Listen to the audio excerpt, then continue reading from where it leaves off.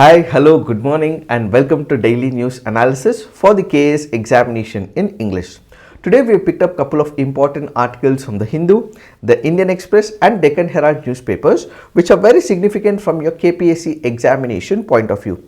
So what are you waiting for? Hit the like button, subscribe to our YouTube channel and also share it with your fellow aspirants as well. Some of the important articles that we have picked up can be likely asked in your mains examination and can also be an opinion based questions in your interview. And one of the important landmark judgments that the Supreme Court has delivered is in reference to the electoral bond scheme. So the first article for the discussion would be Supreme Court strikes down electoral bond scheme, calls it unconstitutional. Let us try and understand what is this article in greater detail, and after referring to this video you don't have to refer any other sources, primarily because all that is required from the examination point of view will be covered as part of this discussion. So what is this electoral bond scheme? Why did the government of India introduce this particular scheme? After the scheme was introduced, there was a petition that was filed in the Supreme Court of India. So what are the arguments put out by the petitioners? Then we have the respondents in the form of Government of India. What are the arguments put out by the Government of India to this petition? And subsequently, we will try and understand what has been the outcome of this entire case and saga, what has been the final conclusion by the Supreme Court of India, and what is the way forward when it comes to the electoral bond scheme. So the first parameter that you have to understand is, what is this electoral bond scheme?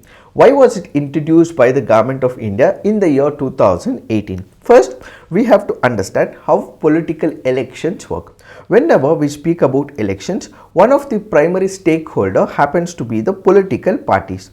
What do the political parties do? In fact, what is a political party? A political party is an association of group of members.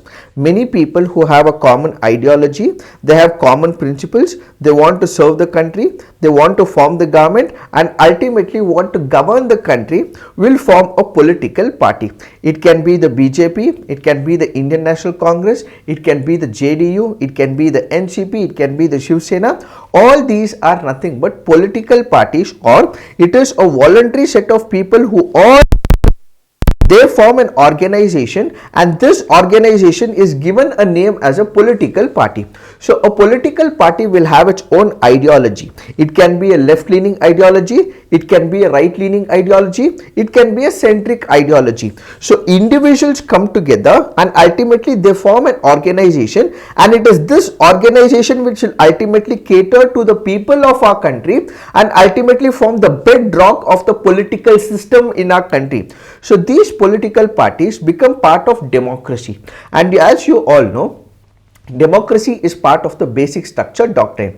In order to ensure free and fair elections, the political party, what do they require? They also require money. Why do they require money? That is because, let's say I have to convey to the people of the country that this is the process or this is the scheme and policy that I am coming up with. So what do we require? They require pamphlets, they require social media management, they require speak to all the people that are present. So these are nothing but the political party's functions. So what does the political party require? The political party basically requires money. Why does it require the money? That is because it has to ensure that this is the agenda of the political party, and this agenda has to be treated and viewed by the people who are voting for that political party. So there is a political party. This political party is contesting the elections. In order for them to contest the elections, what they require is the money. So how do they get the money? They plead before the people. There can be individuals, there can be organizations, there can be companies as well. So let's say, for example, I am a person who believes that the world has to be greener, there has to be respect for the environmental laws. So now if there is a political party which believes in developing environmental laws, which wants to respect the biodiversity of the earth, and it says we will come up with the laws to protect the environmental biodiversity. So what will I do? I, as an individual, because I have an inclination towards respecting the environment as well as the biodiversity, there is one political party which is meeting to my ideology, my interests as well as principles. So what do? I contribute to this political party. Or let's say for example, there is another political party. This political party is believing in cultural revivalism. There is a political party which says that there is one of the religious principles that is in existence for a very long period of time. We believe in espousing, supporting this very cause of cultural revivalism. Since principal ideology of cultural revivalism, what do? I start contributing to this political party. Why? Because I want this political party to win the elections, ultimately form the government, so that they can safeguard and win over the country. Or let's say there is a political party. This political party basically says that I am going to give you free 5 kgs of rice, 10 kgs of wheat, so on and so forth. We will ensure that there is free supply of electricity. We will ensure that there is water supply that happens 24/7. So which says that I am going to give you these sort of accommodations. So since I believe that these free things have to be given to me because I am paying the taxes, what do? I select this political party. I want them to win the elections. So what do? I make some payments. Why do I make some payments? Because I believe this ideology is right for the country, so I start contributing in the form of money to this political party, so that this political party is able to run its affairs. So this ultimately means that there is a political party. The political party has to contest the elections. The political party has to impress upon the people, so the people know that there is an existence of a political party. For running of this entire campaign, what they require is the money. So where do I get the money from? These political parties get the money from these individuals, or it can be other companies as well.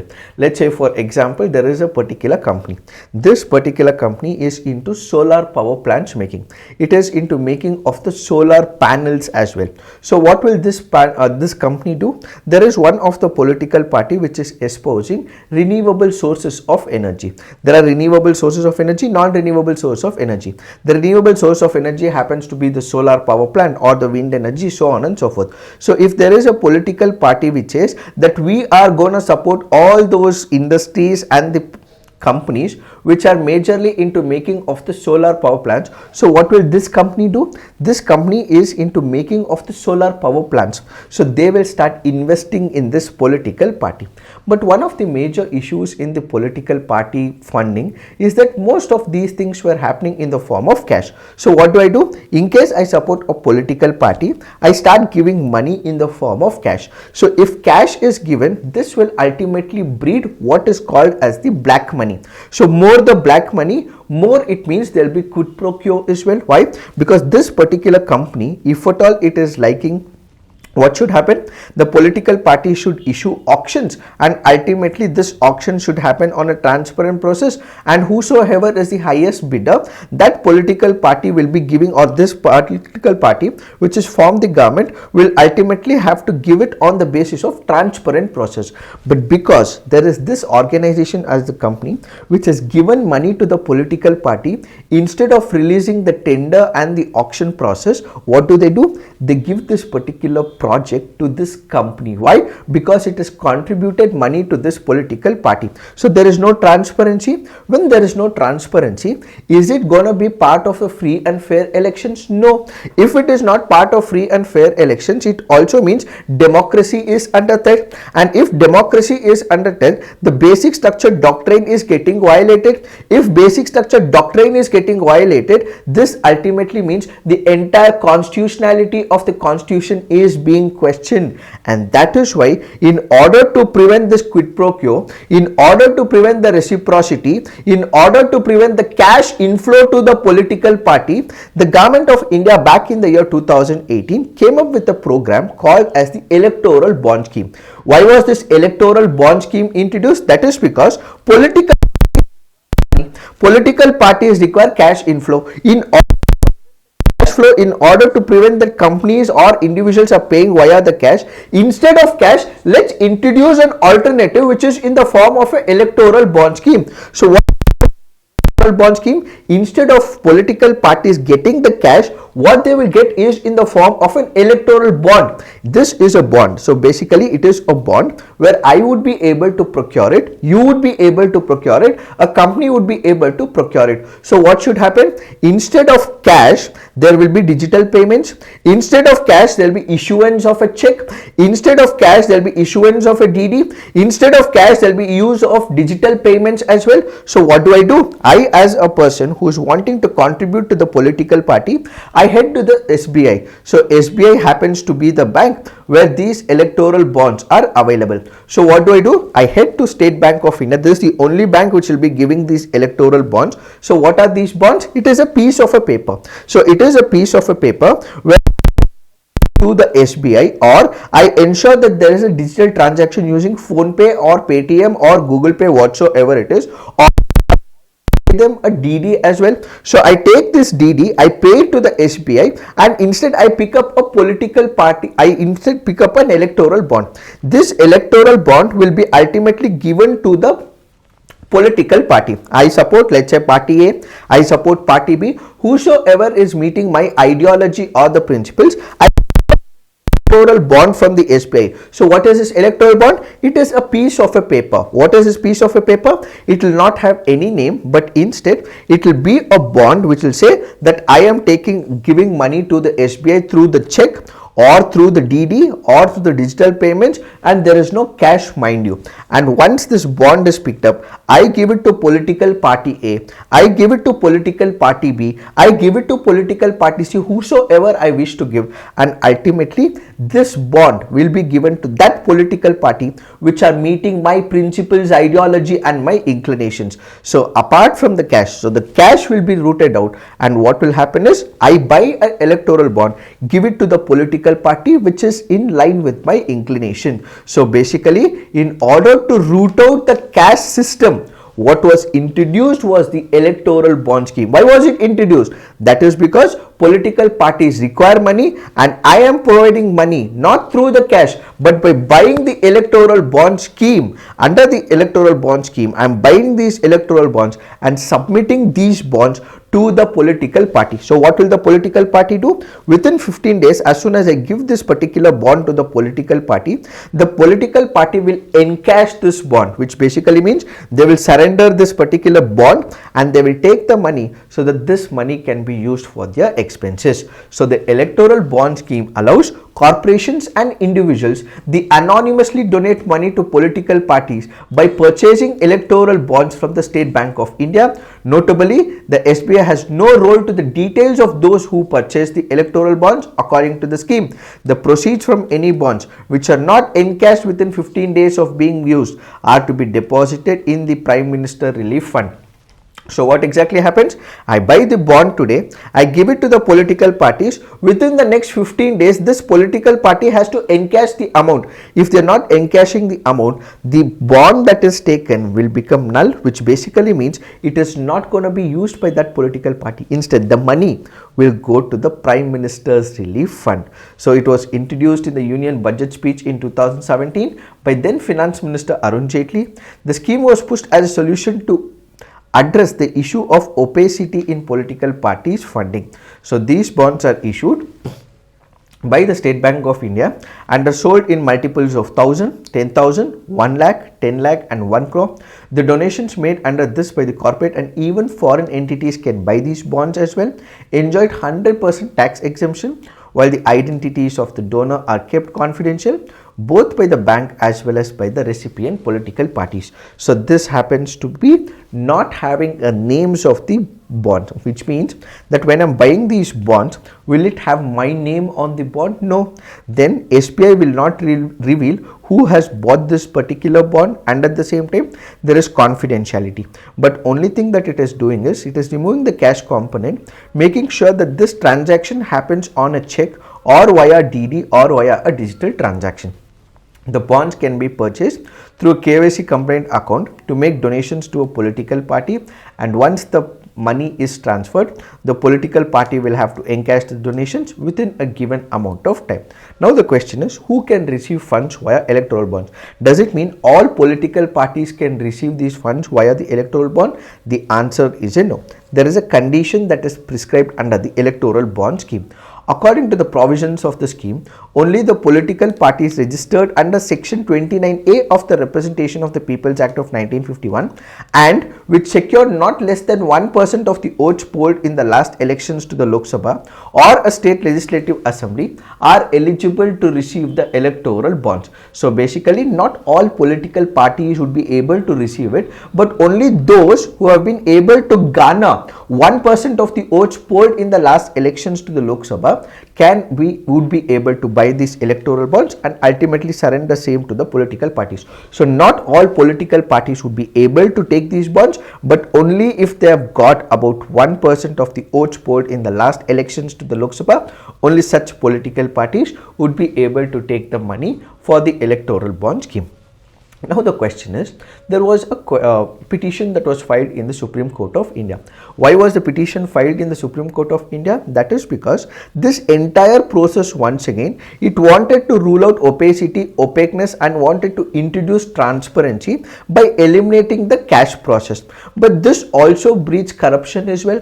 This also breeds opaqueness as well. This also breeds anonymity of the person who is giving this money to the political party, and as a result, many political parties, for example the CPI, and at the same time there were also NGOs like the ADR which filed a petition before the Supreme Court of India questioning this entire electoral bond scheme. So they had some questions. They filed a petition before the Supreme Court of India asking the Supreme Court of India that, dear Supreme Court of India, this entire electoral bond scheme was introduced to prevent the opaqueness and the make sure that there is transparency in the electoral process scheme, but this breeds corruption is what the Supreme Court was asked to look into, and ultimately in their petition they come out with couple of arguments as well.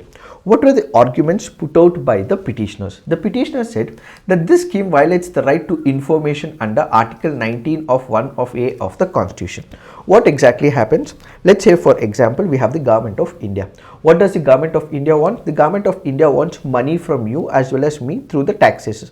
So what does the Government of India do? It introduces PAN card, it introduces Aadhaar card. In order to bring transparency in the governance, what it can introduce is the process, and at the same time in order to make sure that subsidy reaches a particular person, what they also have is the JAM, which is nothing but the Aadhaar card, so on and so forth. So the Government of India wants to know where we are spending money, how we are getting the money through a transparent process of PAN card, Aadhaar card, so on and so forth. That's the legitimate right of the government to understand where I am deriving my money from. Fair enough? Now, if the government is expecting people to be transparent, it is also important for people to know that there is transparency in the process of the political parties as well as candidates. How are political candidates making their money? How are political parties making the money? Even I should be aware of it. What if there is a person who is a corrupted person, who has all the criminal cases, is known for criminalization of politics? I have to know about him. So what has the Election Commission of India introduced? It has introduced affidavits as well. So when I want to know some information about who is contributing this political party, what is the hidden agenda of this person contributing to that political party, is there a quid pro quo, everything. So what should I do? I should know who is contributing to that political party. But with this electoral bond scheme, what is happening? The person whosoever is contributing, I would not be able to know about it. If there is a company which is contributing it, I would not be able to know about it. It's an opaque process. Still it's an opaque process because only cash component is replaced by the check or a DD or a digital transaction.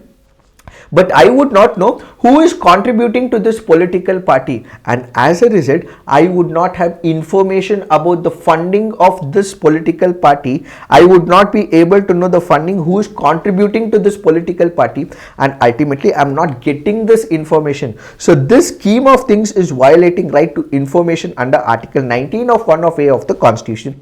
Voters have the right to information concerning the public and the government, which includes financial contributions to the political party. Further, right to information under Article 19 of can be restricted on the grounds listed in Article 19 of 2, which does not include the purpose of curbing black money.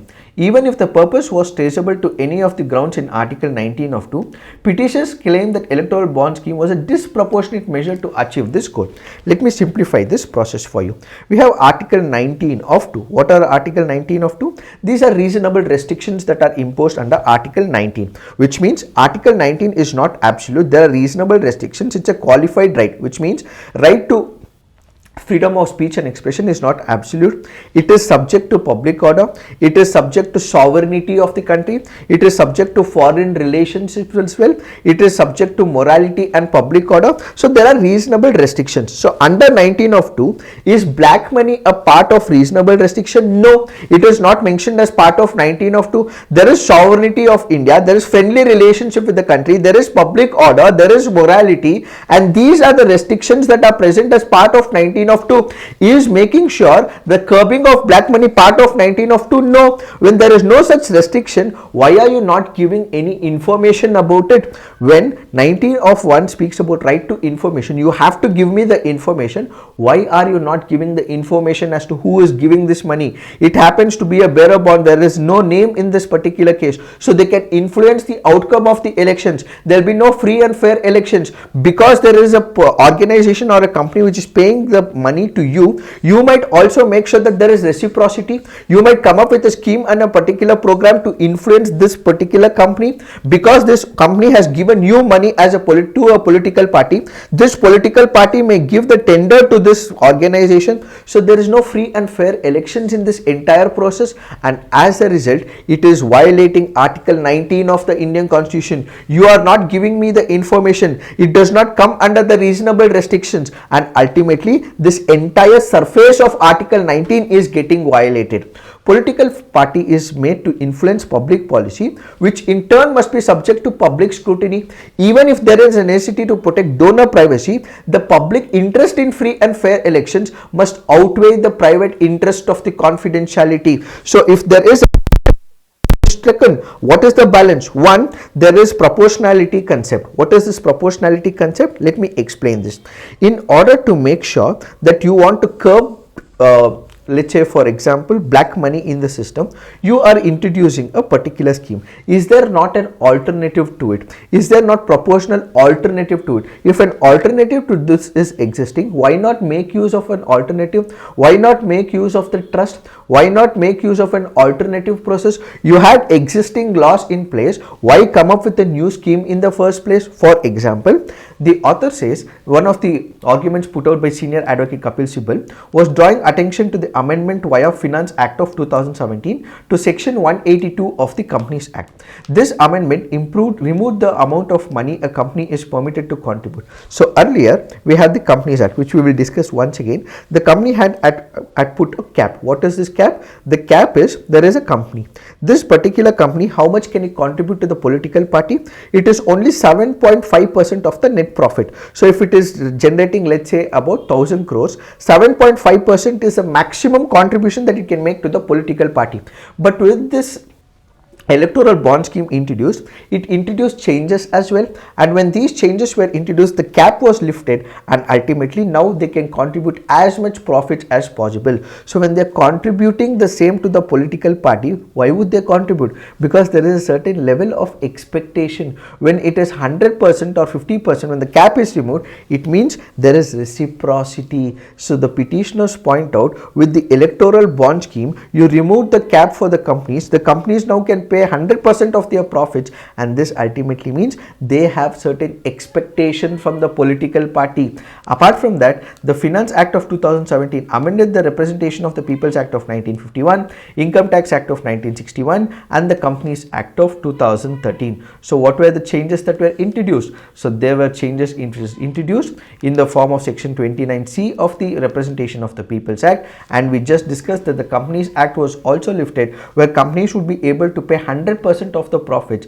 And then we also have the Income Tax Act as well. So there was exception that was given under the Income Tax Act, that they need not have to pay necessary income tax. So the Representation of the People's Act was changed, Companies Act was changed, and the Income Tax Act was also changed, to which the Supreme Court said that this entire parameter of changing the laws is unconstitutional in itself.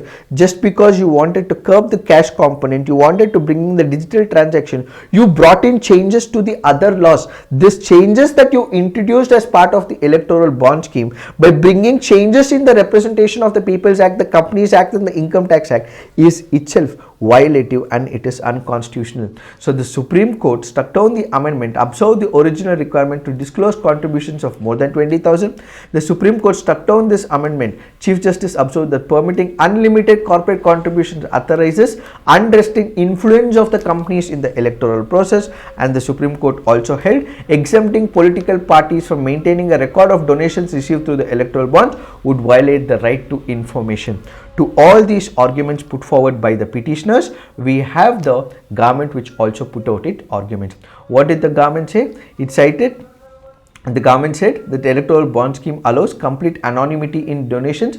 That is the only way to curb the black money, and it is also making sure that there is donor privacy, which is a fundamental right. What is this donor privacy? Let's say, for example, you as a person, you go and vote in the elections.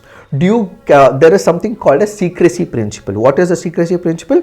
I like Prime Minister Narendra Modi, I am voting for BJP. I like Rahul Gandhi, I am voting for Congress. Or I like another political party person, I like Shashi Tharoor, or I like any other person. So I am voting for that particular candidate. That is up to you. But should you reveal this information in open? No, you need not have to reveal this information, because that is secret, that is maintained. So similarly, I am giving this money to the political party, so my rights or my privacy should also be kept intact as well. If I am giving the money, and if there is another political party which comes to know that I am paying 1,000 rupees, or I am paying 10,000 rupees, or I am paying 1 lakh to that political party, the other political party may start targeting me. So there is privacy that I am losing on. The other political party may target me because I've given money to another political party.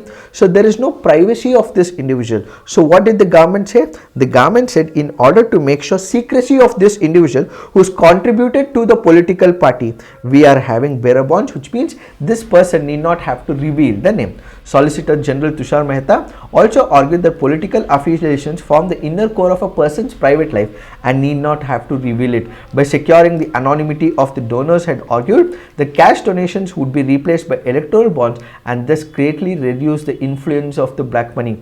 By protecting the confidentiality of the donors, the apprehension of political retribution will be greatly reduced. So I give money to one political party, other political parties will start targeting me. They'll ask me to give more money to that political party. In order to prevent it, what the government says is that there are bearer bonds. This information should not be given, because a balance has to be struck. One in the form of giving money to the political party, the other is in the form of donor privacy. So arguments were made by the government as well, and ultimately the Supreme Court of India has concluded that this entire electoral bond scheme happens to be an unconstitutional mechanism. So the Supreme Court went on to argue this particular issue on the basis of 4 parameters. Does the electoral bond scheme violate the right to information under Article 19? Yes, it does violate under Article 19 of the Indian Constitution, because I as a voter, I would want to know who is voting for that political party. Where is that political party receiving the money from? Who are the people who are influencing the cash inflow of the political party? So if I am not knowing about it, it ultimately means it is violating my right to information. So does electoral bond scheme violate right to information? Yes, says the Supreme Court of India. So therefore the scheme violates the right to information under Article 19 of A. Is curbing the circulation of black money in electoral financing a legitimate reason to restrict the right to information? No, because you have to balance both the priorities. One is on the basis of the donor privacy, the other is on the basis of right to information. If free and fair elections is getting impacted, it ultimately could be a threat to the democracy. And mind you, free and fair elections is part of the basic structure doctrine. If I do not know which political party who is giving the money, how are they trying to to influence that political party, then it ultimately means there is no free and fair elections. So in order to curb the black money, you are reintroducing quid pro quo, and that is not acceptable, says the Supreme Court of India.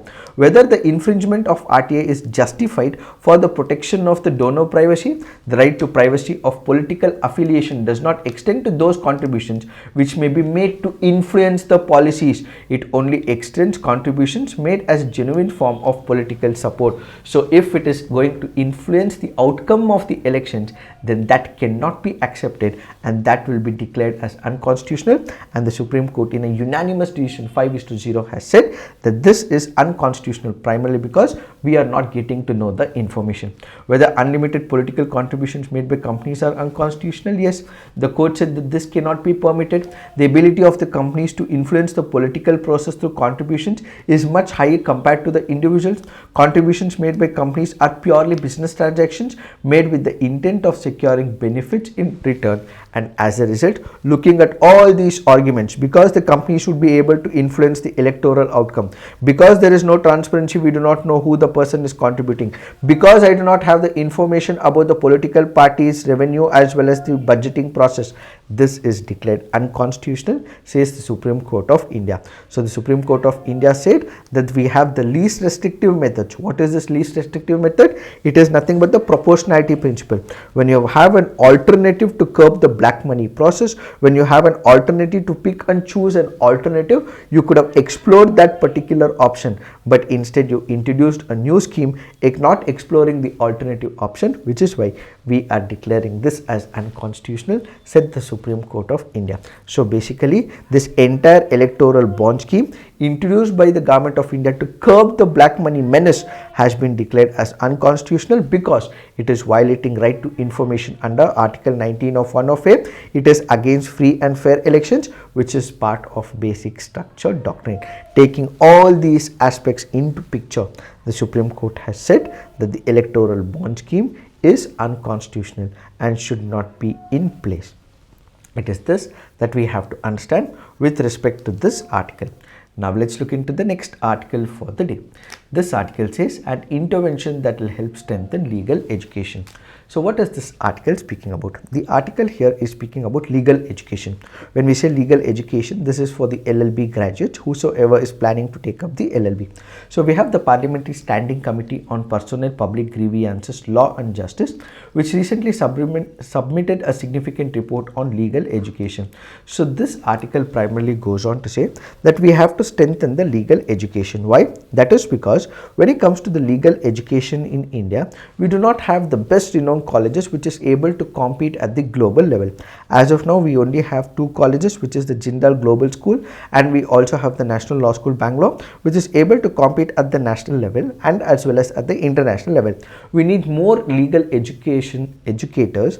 We also need more legal educational institutions as well, so that we can ultimately change and strengthen the legal education. So apart from the lawyers as well as practitioners of law who bring about these changes, what we also require is professors. These professors should be able to bring in legal research as well. So when we say science, what we have is the R&D team. We have the research and developmental team. Ultimately, they cater to new nuances as well as new innovations when it comes to the STEM technology, the science and the engineering profession, medicine profession, so on and so forth. Similarly, when it comes to the legal education, what we require is more researchers who would be able to add information. When it comes to India, we are knowledge receivers. We are not knowledge contributors, says the author. If at all we are able to contribute to the legal education by funding more people to the legal research. What do we mean by legal research? Let's say, for example, let me give you an example of criminal jurisprudence. What happens in criminal jurisprudence? There is something called as aggravating and mitigating circumstances. There is a penal provision that is enforced for a particular crime. What if a person has stolen, let's say for example, a stylus, or let's say for example, a mobile phone? So if a mobile phone is stolen by a person, can this person be imposed with life imprisonment? No, that is not the proportionality principle. If he stolen this particular mobile phone, it ultimately means that for the stolen item there has to be a proportionality penalty as well, fine, or it can be in the form of 1 month simple imprisonment, so on and so forth. And this also happens to be a compoundable offense under 320 of the CRPC. So this ultimately means that for a crime he is committed, there has to be a proportional penalty or imposition or throwing him behind bars. So this is where legal research comes into picture with respect to the criminal jurisprudence. So the author in this particular case goes on to say that we require more researchers when it comes to the legal education. So this has to be strengthened. So when it comes to legal education, it is not about accepting what another country says, importing a concept from another country, but it is also about accepting and bringing a change, adding a new innovation for the existing lacuna that is existing in the legal education, bring in new energy, bring in new research, bring in new idea, bring in new innovative process, so that the legal education is revamped, is what is this article all about. So basically, legal education reform will have to be taken up. That is, leadership positions in the university, law faculties and law schools should be held by passionate and charismatic and visionary academicians. So these people who love law, would want to reinvent law, such people should be heading the organization. In order to boost the legal research in legal schools, they should be having complete academic freedom and autonomy. They should be able to question the very foundations of the law, and the parliamentary committee's intervention is a welcome development, says the author. So basically, making sure that we have more legal research, adding more value to the system in the form of civil jurisprudence, criminal jurisprudence, intellectual property jurisprudence, is what is the need of the hour. To give you another example, we have chat GPTs, we have AIs that control the education. So if the chat GPT is coming up with something, and if it is introduced as part of the intellectual property, should it be accepted or not? This is the legal research.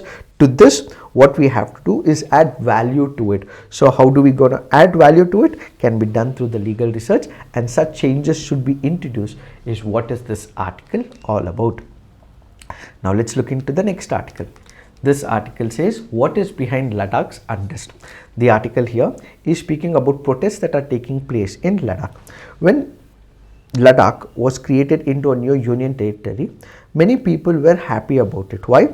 Because these people were happy that they would be able to respect the culture of Ladakh, and at the same time they were also happy that they would be able to carry on their own policies, they would be able to come up with their own set of schemes and programs. But now people of Ladakh are not happy.